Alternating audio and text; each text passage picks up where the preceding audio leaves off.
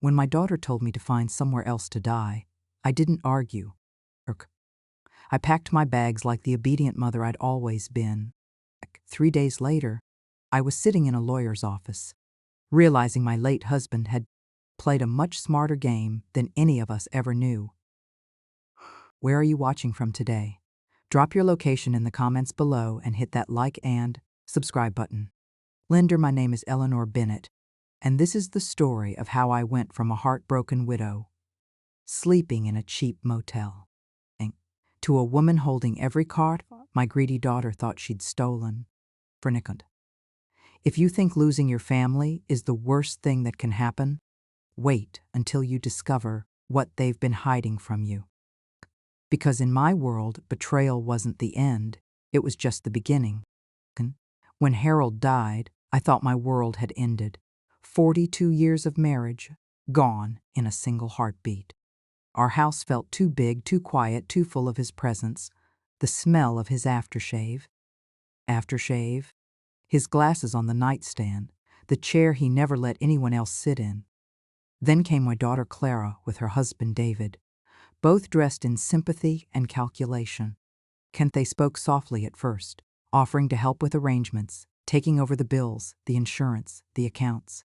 I was too numb to notice the small changes, my name disappearing from paperwork, their names appearing on others. Aquistine. Clara had always been her father's favorite, ambitious, confident, cold when she needed to be. I'd mistaken that coldness for strength.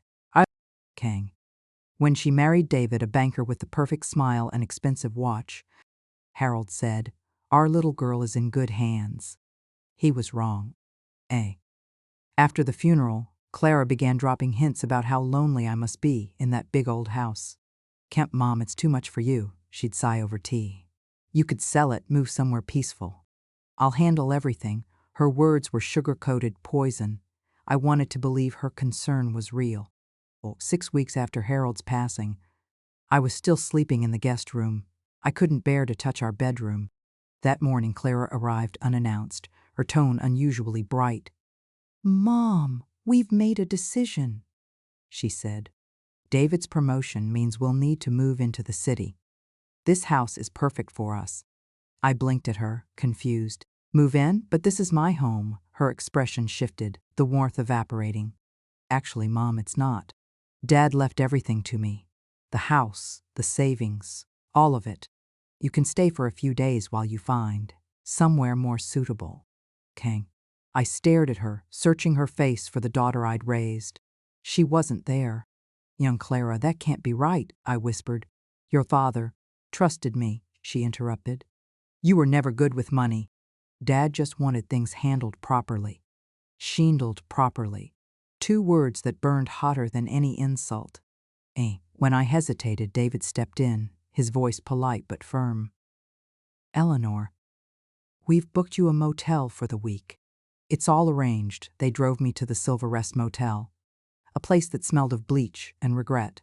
Clara pressed $200 into my hand. "Just until you get settled," she said sweetly. That night, as I sat on that creaking bed surrounded by my suitcases, one thought refused to leave me. Harold would never have done this. Not to me, not ever. Something was wrong. And the next morning, I decided to find out exactly what my husband had left behind and what my daughter had stolen. The next morning, I walked into the downtown law firm of Fitzgerald and Lowe, the same place Harold and I had signed our will 20 years earlier.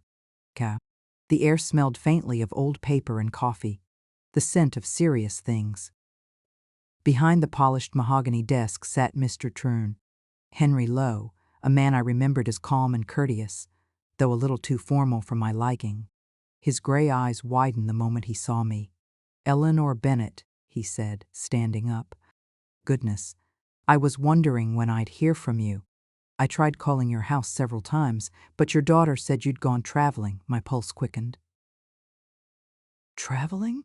Clara had told him I was out of town. "Mr. Lowe," I said quietly, "I need to talk to you about my husband's will." He nodded and motioned for me to sit. "Of course." though I'm surprised Clara didn't show you the copy I gave her after the reading. The reading? My voice cracked. I wasn't told about any reading. Any reading. His brows drew together. You weren't there? Clara assured me you were too distraught to attend, and that she'd handle everything. I felt the room tilt slightly as I clutched my handbag. She told me Harold left everything to her. Mr. Lowe blinked, then opened a large folder. His movements became urgent. Eleanor, that's impossible. Harold's final will was very specific. He handed me a document with Harold's steady, unmistakable signature at the bottom.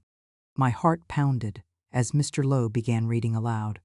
I, Harold James Bennett, being of sound mind and body, do hereby bequeath to my beloved wife, Eleanor Margaret Bennett, our home at Jobite Isharar Willowbrook Avenue, including all contents and furnishings, and 70% of all financial assets, totaling approximately $24 million. I could barely breathe. 70%. The house, the accounts, everything I'd built my life around. Mr. Lowe continued reading, and his tone shifted slightly. To my daughter, Clara Bennett Hayes, I leave $10 million to be held in trust, to be released on her 45th birthday, contingent upon her treatment of her mother following my death. My breath caught. Contingent upon her treatment of me, Mr. Lowe nodded gravely. Your husband was worried about Clara's attitude, her entitlement. He wanted to make sure you were protected. Kick. The realization hit me like a thunderclap. Harold had known. He'd seen the greed in Clara long before I ever did. I leaned back in the chair, trembling. Mr. Lowe. Clara told me she inherited everything. She kicked me out of my house. His jaw tightened. Then she's committed fraud and elder abuse. I'll be contacting the authorities immediately. As he gathered papers and made phone calls, I just sat there, numb.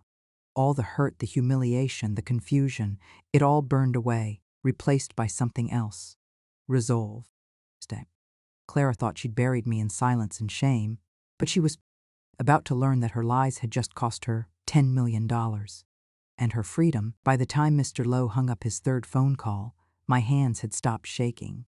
Fear had turned into something sharper. Purpose, Eleanor, he said gently. Your daughter has committed multiple crimes. Forgery, fraud, elder abuse. But don't worry, we'll handle this properly. For the first time since Harold's death, I saw a glimmer of hope. What do we do next? He smiled. Just slightly, we make things right. And we make sure Clara learns what happens when you try to cheat your own mother. Guys. Within the hour, he'd contacted the police, the family's financial institutions, and a private investigator named Detective Rosa Alvarez, a woman with a calm voice and eyes that saw through everything. Rosa examined the false documents Clara presented me, a forged will, fake transfer papers, even a letter claiming Harold had reconsidered his estate. She whistled softly. This wasn't amateur work, she said. Someone with legal knowledge helped her. Likely her husband. Of course, David. My stomach turned. He'd probably orchestrated the entire scam. Rosa leaned back, arms crossed. Once we confirm the forgery, we'll freeze every account in her name. She won't be able to move a dollar without triggering an alert. By late afternoon, every one of Clara's so-called inheritance accounts was frozen. Her credit cards declined, her bank access locked. Her perfect life was about to collapse, one declined transaction at a time, at sunsushrp.m. My phone rang. Clara's name flashed on the screen. I took a slow breath and answered. Mom, what's going on? She demanded. The bank just froze everything. They're saying Dad's estate is under investigation. I let her words hang. There. Hello, Clara, I said calmly. I'm sitting in Mr. Lowe's office. You remember him? Your father's attorney, the one who read the real will. Silence. Yo, Mom, she stammered. I don't know what you think you've heard. I heard that you forged legal documents, lied to me, and threw me out of my home. Her voice softened, slipping back into that false sweetness. You're confused, Mom. You've been through so much. I cut her off. Save it. Your father thought ahead, Clara. He left you $10 million, but only if you treated me with dignity and respect. Another pause. Then a trembling whisper.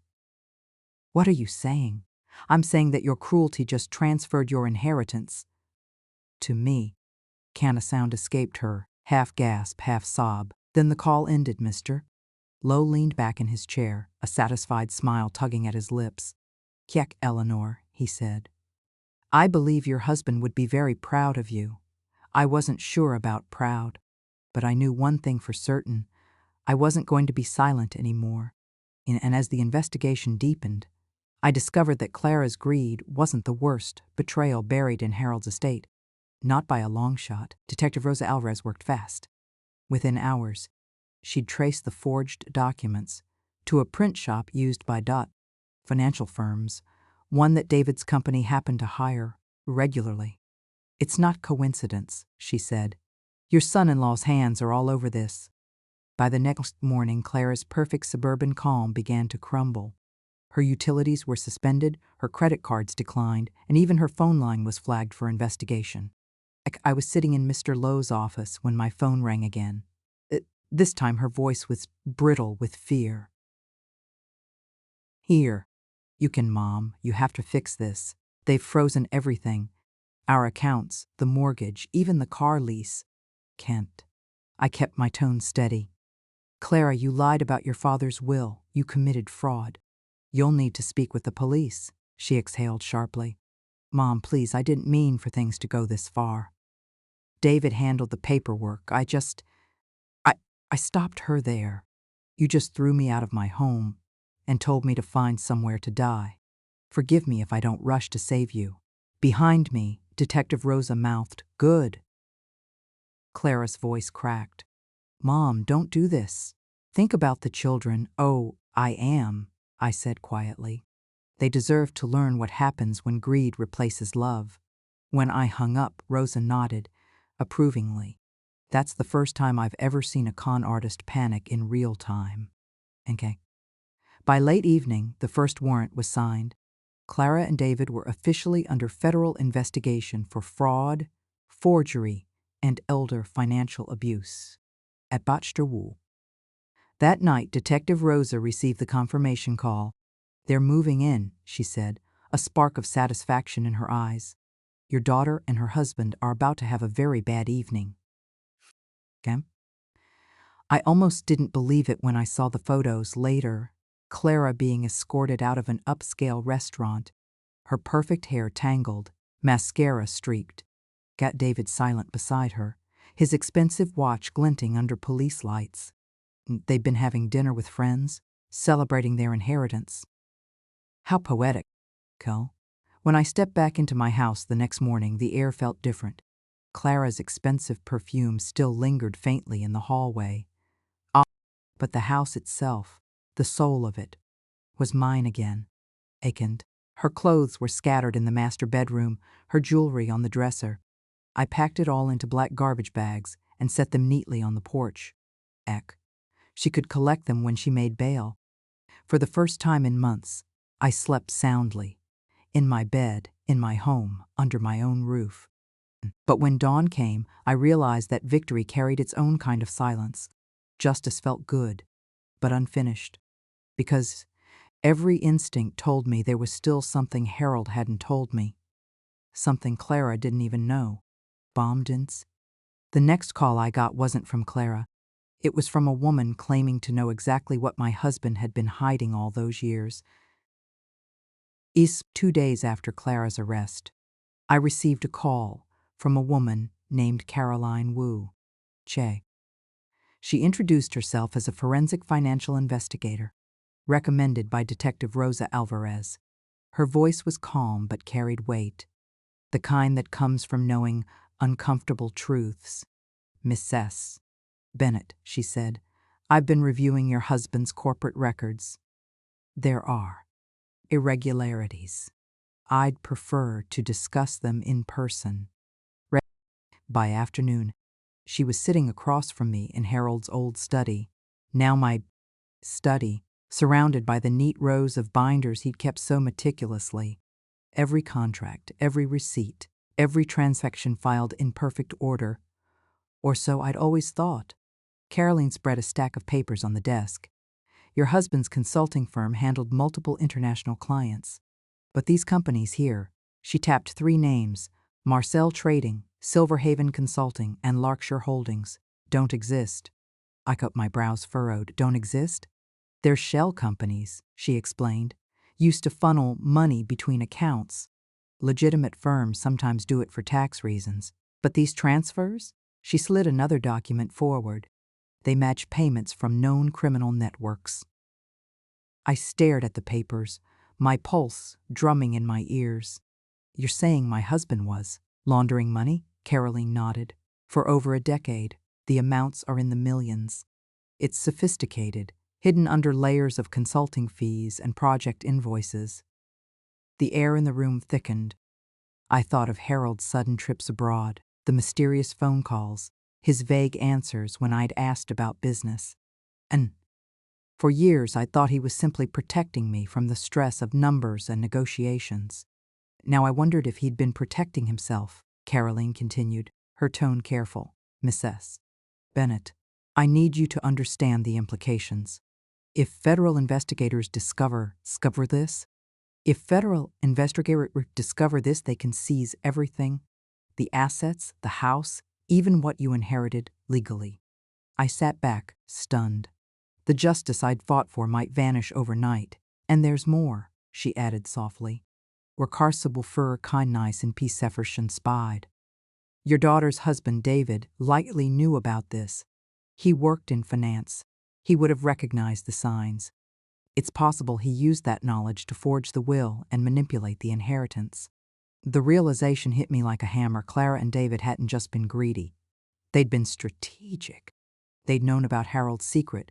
Caroline folded the papers neatly. You have 2 choices. Go to the FBI yourself. Tell them what you know and cooperate.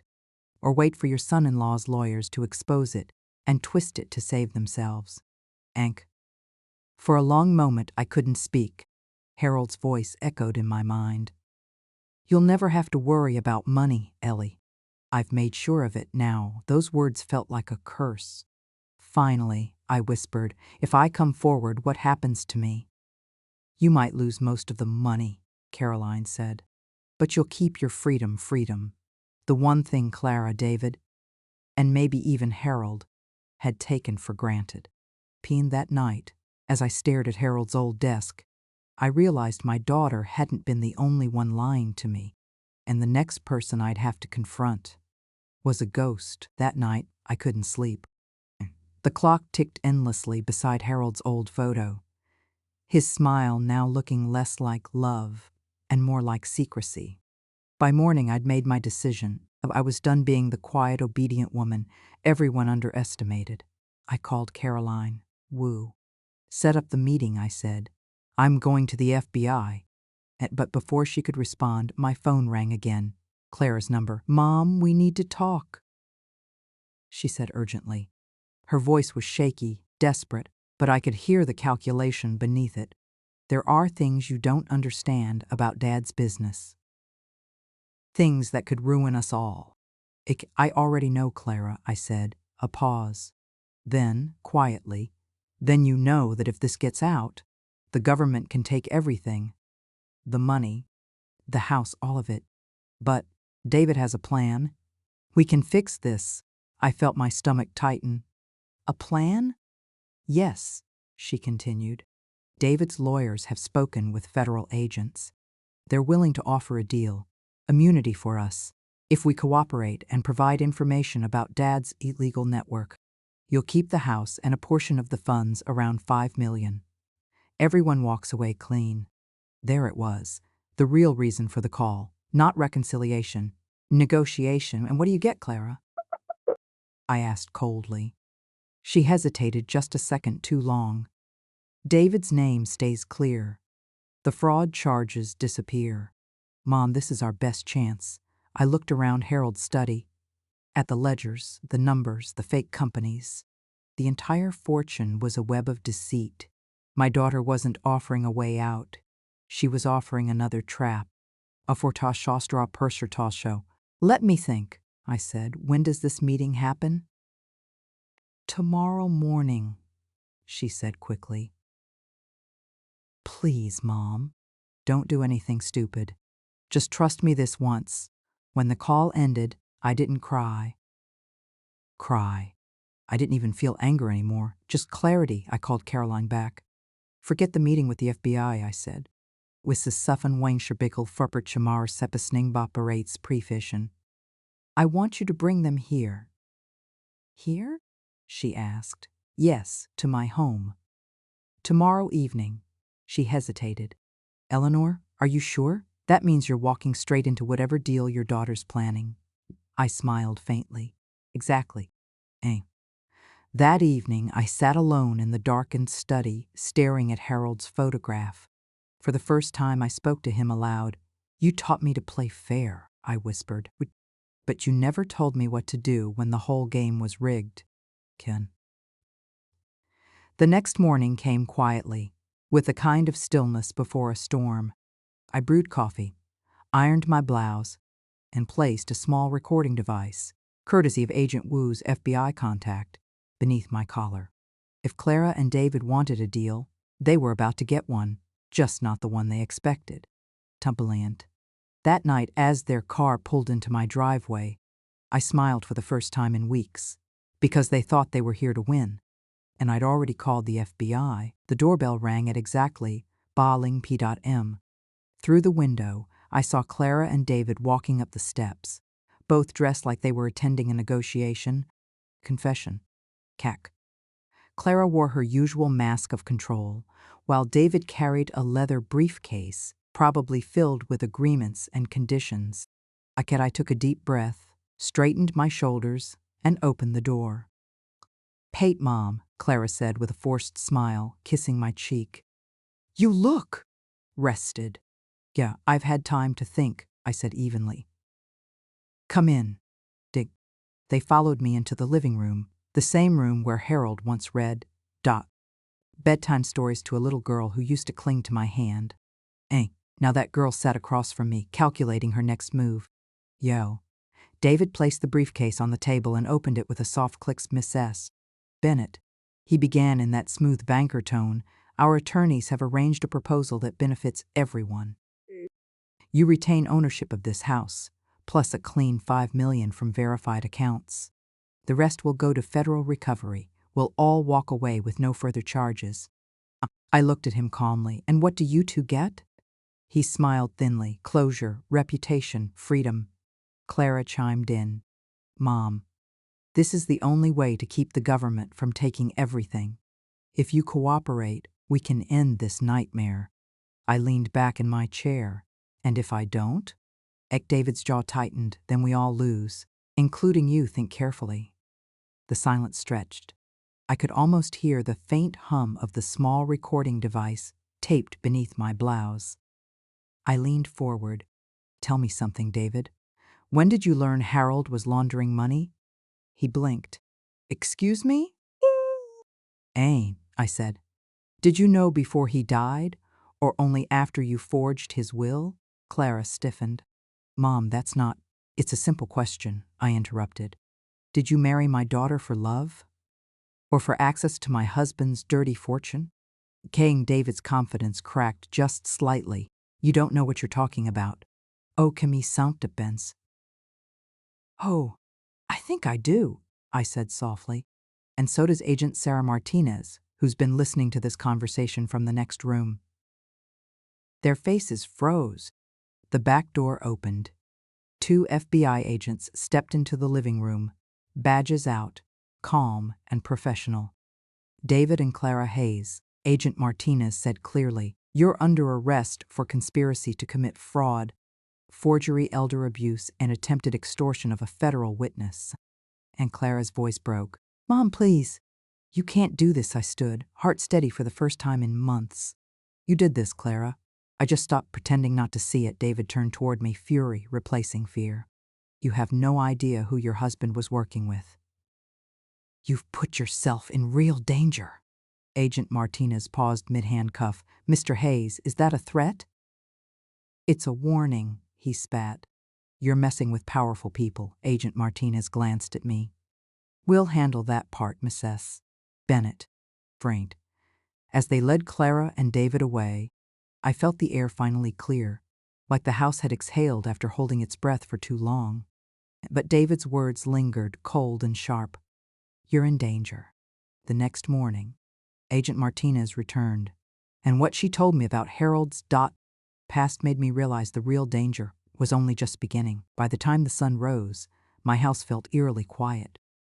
The adrenaline from the previous night had faded, replaced by a heavy unease.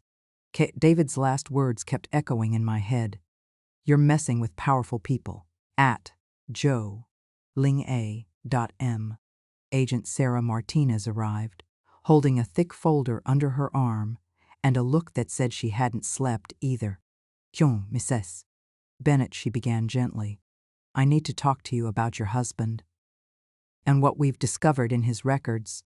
My stomach tightened. You found something, didn't you?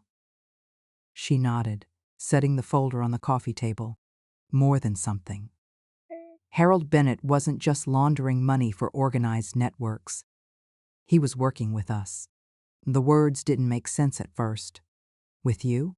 Agent Martinez opened the folder, revealing documents stamped with FBI letterheads. Your husband was a deep-cover informant. Portes. For nearly 12 years, he passed information about major criminal organizations through his consulting firm. Every illegal transfer, every false invoice, it was part of his cover. I blinked, struggling to process it. So, the money, the accounts? Monitored and documented, she said. He was allowed to keep a small percentage to maintain his credibility, but most of it helped build cases against several crime families.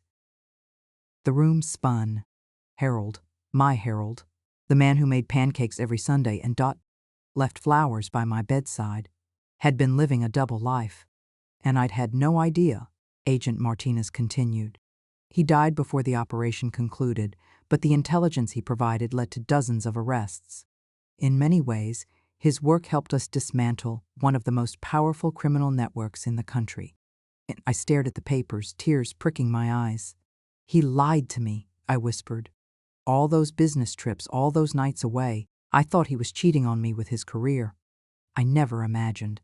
Agent Martinez softened her tone. He kept you out of it for your protection. If anyone had suspected he was cooperating with us, your life would have been in danger. I sat back, speechless. All the betrayal, the anger, the humiliation, they twisted inside me, reshaping into something I couldn't define. Pride, sadness, relief. Relief. Hey, so, I said slowly, the money Clara tried to steal. Is it even real? Martinez smiled faintly, completely legal. Your husband's cooperation was compensated through federal channels. Every asset he left you is legitimate. The inheritance is yours, clean and protected. I let out a shaky laugh, half disbelief, half release. So, after everything, the lies, the fraud, the arrests, it turns out I wasn't the fool after all. No, Mrs. Bennett, she said with a rare grin. You were the survivor. But even as she left, I couldn't shake the thought that Harold had trusted me with a secret I never knew existed. And somehow, I'd carried it to the finish line without ever realizing it. Months later, I stood in the same house where my life had fallen, apart, ready to rebuild it into something Harold never gave me. A life that finally belonged to me. 6 months later, I woke up to the sound of birds outside my window. Not police sirens, not lawyers calling, not the echo of my daughter's lies. Just peace. My house looked different now, brighter, warmer. Nay, the dark wood Harold loved had been replaced by sunlight and color. The kitchen gleamed with new tiles I'd chosen myself. And in what used to be his office, my new art studio, canvases leaned against the walls, splashed with the colors of freedom. Agent Martinez still checked in sometimes. Clara and David were both serving federal sentences, 18 months each for fraud and extortion. The media had eaten up every detail of the story, but I'd turned that noise into something meaningful. With part of the inheritance, I started the Eleanor Bennett Foundation, an organization dedicated to protecting seniors from financial abuse. We funded legal aid, education programs, and workshops for families. And people began writing to me, daughters, sons, widows, saying my story gave them courage to stand up for themselves. Kate, the irony wasn't lost on me. The daughter who tried to silence me had made my voice louder than ever. One afternoon, I sat across from Dr. Caroline Wu, my financial advisor and now close friend. Your foundation's already helping hundreds of people, she said, handing me a report. You've turned tragedy into purpose, Eleanor. Smiled softly. Maybe that's what Harold wanted in the end. For me to become someone who didn't just survive him, but outgrew him. Caroline nodded. And what about Clara? Any contact? 17 letters had arrived since her sentencing. And each one apologized, begged, or tried to explain. I'd read the first 3, then stopped. Some bridges, once burned, aren't meant to be rebuilt. She made her choices, I said quietly. Now I'm making mine. That evening I walked through my studio and uncovered a new painting, a self-portrait. A woman standing in sunlight, her eyes forward, her hand resting on the edge of a canvas. Not waiting to be saved, not asking for permission. Just living. I realized something in that moment. Revenge had given me power, but forgiveness had given me peace. And both were necessary to become who I was meant to be. As the sun dipped behind the trees, I looked straight into the camera, the one recording my story for a small documentary team, and said, Yo, if you've ever been underestimated, betrayed, or made to feel invisible, remember your story isn't over. Sometimes the ending they planned for you is just the beginning of your own. I smiled, the same way Harold used to when he finished a chess game he knew he'd win. Thank you for listening to mine. Don't forget to subscribe, like, and share your story in the comments. Because your voice might be the one that saves someone else's.